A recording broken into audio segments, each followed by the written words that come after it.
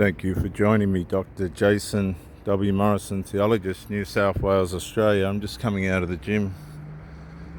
Very good gym, actually. We've got a A-League game here at the stadium tonight. Very fortunate where I live. There's plenty of stuff going on. That's the Central Coast Stadium. It's a very beautiful stadium, very well looked after, very well kept. My subject for this video is going to be, again, the lonely mother narcissism traits. I remember I was in a relationship with a woman. She was 45, I was 50. She was living with her son, 16 years old, about 6'4", and we kicked it off pretty well, and we decided to have a relationship. I began staying at her place, and it was okay. And then one night we're lying in bed, we're asleep. I heard the door creak open, and I thought, well, it must be the son's going to ask his mother something. But to my surprise, that wasn't it at all. The son decided that he was going to hop in bed with us, on his mother's side, not my side, of which I was quite startled about. And as a matter of fact, I lasted about 5 minutes trying to rationalize what had actually just happened, and left. Excuse me. So she rang me the next day, and she said what was wrong, which I was quite alarmed about. What was wrong? Well, I might let you, the viewer, answer that. What was wrong with her son getting into bed with us on his mother's side, not my side? I would have kicked him out. She didn't. She let him snuggle up. So what was wrong with that? My answer was, it's dysfunctional and it's not acceptable. I don't know how you people work, but I'm not able to cope with that kind of situation. I sought counsel because I didn't want to be judgmental. I didn't want to be partial. Was I missing something? Was there something I didn't understand about the culture that they were from? I don't want to mention the culture because it wouldn't be fair on them at this point. Anyway, it'd be too revealing, I think. And I said, no, it's dysfunctional, and I just can't accept that kind of closeness. A 16-year-old, 6'4", almost man, getting into bed with us. Well, she said, I'll try and deal with it, and I said, I think you should. And so she convinced me into going back, because I thought, I'm not going back to that kind of thing. It was terribly dysfunctional. Anyway, so I went back about a week later. Same time, the door creaks open.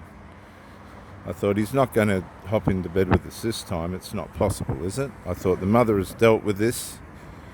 He wouldn't have the hide to try it again. But lo and behold, pitter-patter, in he hops. And they snuggle up together like they'd been sleeping together for years. And I don't know if that's the truth or not. It definitely wasn't something new. I mean, he made it look very convenient and very simple. There was no difficulty with it. And of course I had a plan this time, in which I threw my leg over the mother, and of course there was arms and legs everywhere and people going in all directions. But my point in saying this is, the mother never dealt with anything at all. She didn't know how to set up boundaries But the reason for that was she had sabotaged those boundaries before she started. If you go into covert emotional incest with a child and you develop that over a period of time, it becomes second nature. So what that means is now that the parent-child relationship has become parent-parent relationship. The child's now being brought into a place where he doesn't really, or should never have been able to belong.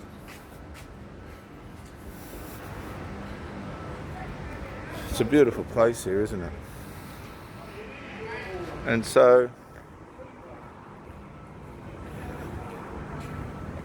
you cannot untie or unbind or unenmesh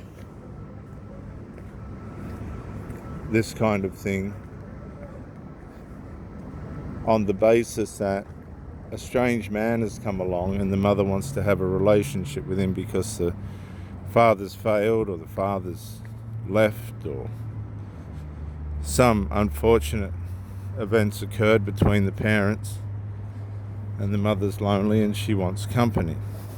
You cannot undo this kind of thing on a whim. It's not possible. You can't do it. It's just not psychologically possible. It caused terrible contention between her and her son. But there's an example of covert narcissism in the form of a behavior, a negligent character flaw that didn't enable the woman to install and embrace boundaries that were not only going to protect that boy, but also her relationship. Boundaries were the answer and boundaries were not installed. She knew though that it was a possibility, but they were just not installed. There was another case where we went out for the day and we were sitting in a pub and I said, wouldn't it be lovely to get a selfie with this picture behind us? Beautiful picture of this bird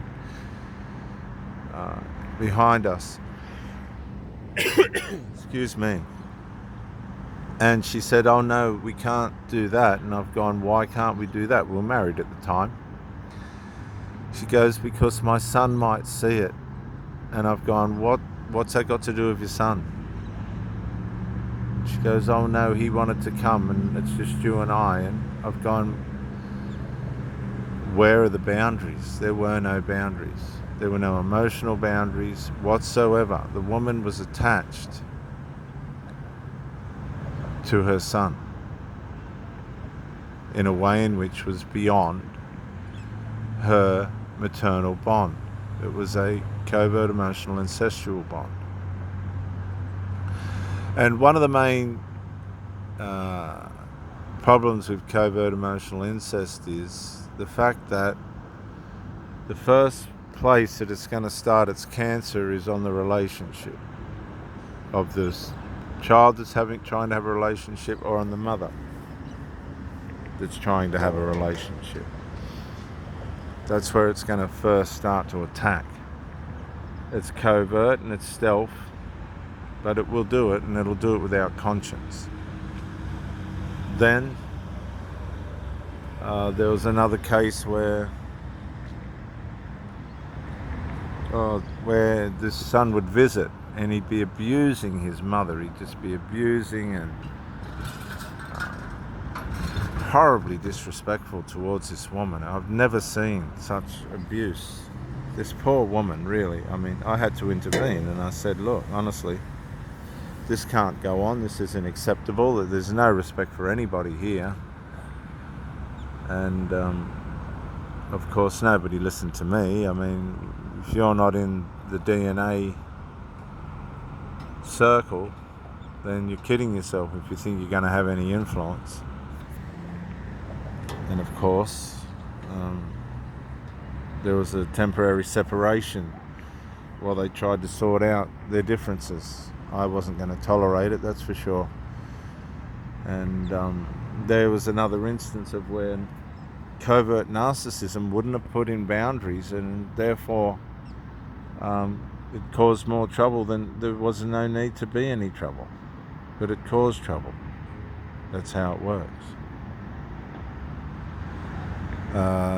There was another woman where she didn't like the children playing next door. This was a woman that didn't have children. She didn't like anything, the children to playing next door and making noise. But she was a Sunday school teacher, so I couldn't work out what the problem was with that.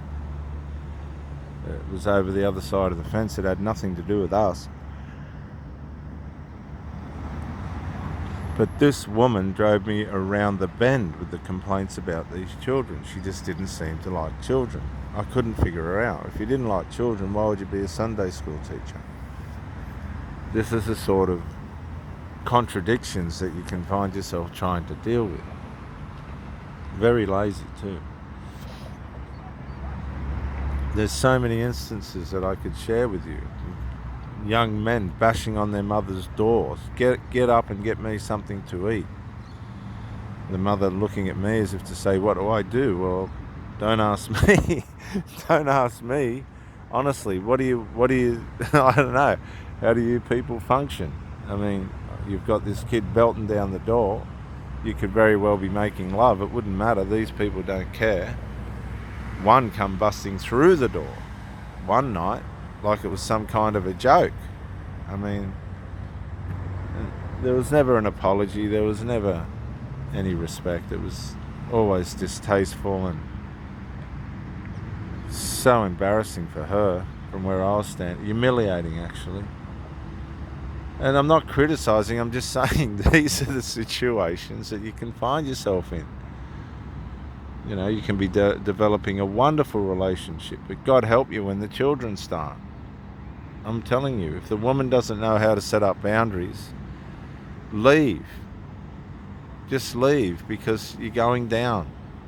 Something bad's going to happen. They'll provoke you, they'll instigate you, they'll torment you, they'll intrude on you, they'll embarrass you, they'll humiliate you, they'll demoralize you, they'll villainize you. They will not give you a go if that woman doesn't know how to set up boundaries. And this is the problem with contemporary lonely mothers today. They just do not know how to set up boundaries. I'm warning you, you need to be aware, you need to look for the red flags of these. See, anything that's destructive towards a well-intended relationship usually is directly connected to narcissism. Because narcissism always finds a way of building something into a construct and then either abandoning it or disassembling it in such a way as the trauma associated with that is crippling. That's how it works. And this is where, once you're on the other side of this and you've got the trauma bond and the trauma, attachment trauma and all the other trauma that they leave you with, because they'll be saying they've got trauma, but they won't have. They just leave it behind and then blame everybody else. That's where you've got to be able to recognize the red flags and early, so that you can either get the situation dealt with fast or graciously leave and go, no, this is not the picture that you painted for us. It's very hard to have a relationship with one person, let alone children all over it and this other rubbish and nonsense that you can get yourself in too. So educate yourself. Obviously you're concerned, you're listening to this video. There's so many wonderful channels. There's so many great things on the internet that can be listened to and watched to educate yourself with. And I advise that you do that as quickly and as thoroughly as you can to protect yourself in your search for a partner that's going to be suitable for you in a long-term relationship, if that's what you're looking for. This is Dr. Jason W. Morrison, Theologist, New South Wales, Australia. Bye for now.